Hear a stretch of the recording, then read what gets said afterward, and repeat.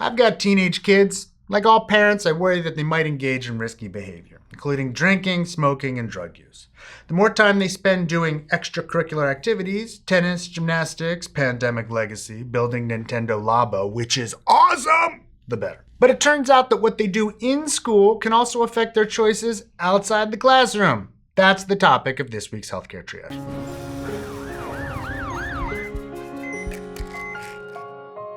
Special thanks to Austin Frack, from whose Upshot column this episode was adapted. Between 1993 and 2013, 40 states and the District of Columbia increased graduation requirements, a specified number of courses in each subject necessary for a high school diploma.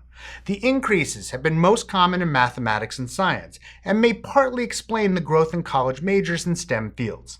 In 1993, states required between 2 and 6 math and science courses for high school graduation. By 2014, the range was 4 to 8. A paper in the American Journal of Health Economics suggests a connection. Some of the reduction in risky teenage behavior is driven by greater academic demands at school.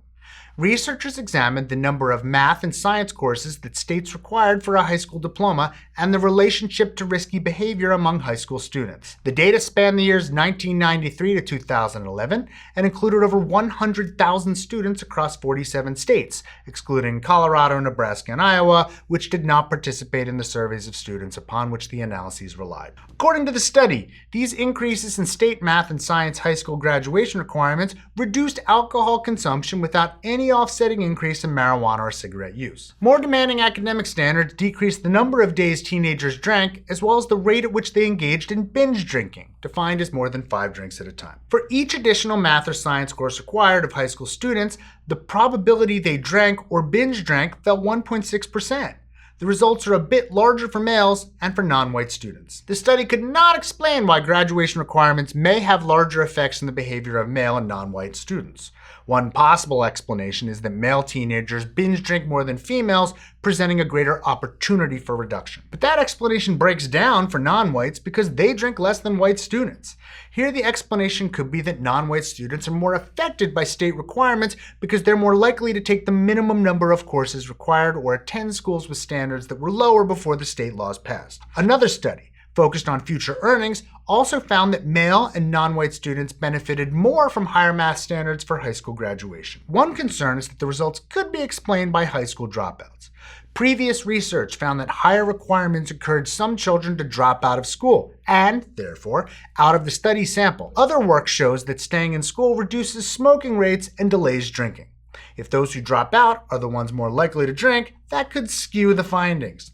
However, dropout rates are very low for students under 17 because they're required by law to attend school till that age. The study findings hold up when examining only this younger group. The study doesn't explain why greater graduation requirements might reduce risky behavior, but the authors offer 2 hypotheses.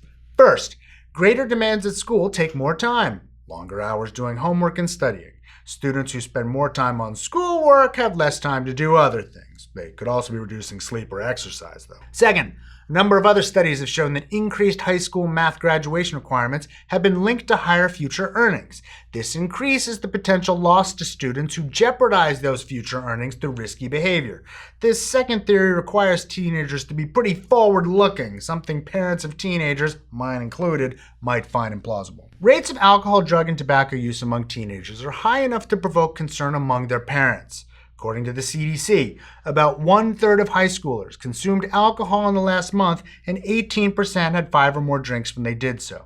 1 in 5 had used marijuana in the past month, and more than 5% had used cocaine or hallucinogenic drugs. Just over 10% of high schoolers smoke cigarettes. And we should note all of these numbers are much better than they were in the past, but they're still concerning. Nevertheless, by some measures, teenagers are engaging in less risky behavior than they used to. Their rates of alcohol and cigarette use have trended downward since the early 1990s, though use of other drugs is up. Reducing risky behavior early in life is important, because habits established in youth often persist into adulthood. Deterring those behaviors early has long-term benefits. A clever body of work takes advantage of school choice lotteries, in which families who win the lottery can place their children in their preferred, typically higher quality school. For example, one study of the Charlotte-Mecklenburg, North Carolina school district found that lottery-winning middle school and high school enrollees entered higher quality schools and committed less crime 7 years later. There are other ways the educational system can help children be and stay healthy. There are many evidence-based programs that schools can use to directly address the factors that drive or deter substance use.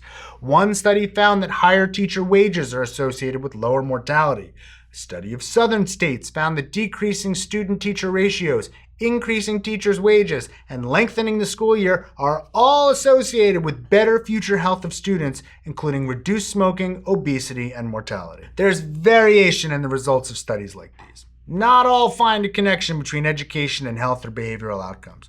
It's also reasonable to be concerned that when connections are found, correlations do not equal causation. But many studies in this area exploit natural experiments, events that are effectively random and not within the control of study participants. That makes us a little bit more likely to think this might be causal. These aren't the only ways to deter risky behavior by teenagers, of course. Increasing taxes on alcohol and tobacco products also has that effect. But more rigorous demands at school, as well as approaches like lengthening the school year, may deter students from a broader set of risky behavior while better preparing them for higher wage jobs, things that taxes alone cannot do. Do you like the show? Really helps if you subscribe or like us right down there. And while we've got you, another good way to support the show is a subscription service called patreon.com, which allows you, the viewer, to donate even as little as $1 a month to help make this bigger and better. It's always going to be free, but any support you might be able to give us, we really appreciate. Go to patreon.com/healthcaretriage. We'd really like to thank our research associates, Joe Sevitz, Carlos Hiergos, Crafty Geek, and of course our Surgeon Admiral Sam. Also, while we've still got you can check out merch at hctmerch.com. There's lots of great stuff there. You can go to our Facebook page or our Reddit, listen to the podcast, and of course my book, The Bad Food Bible, still on sale everywhere. Appreciate it if you bought a copy.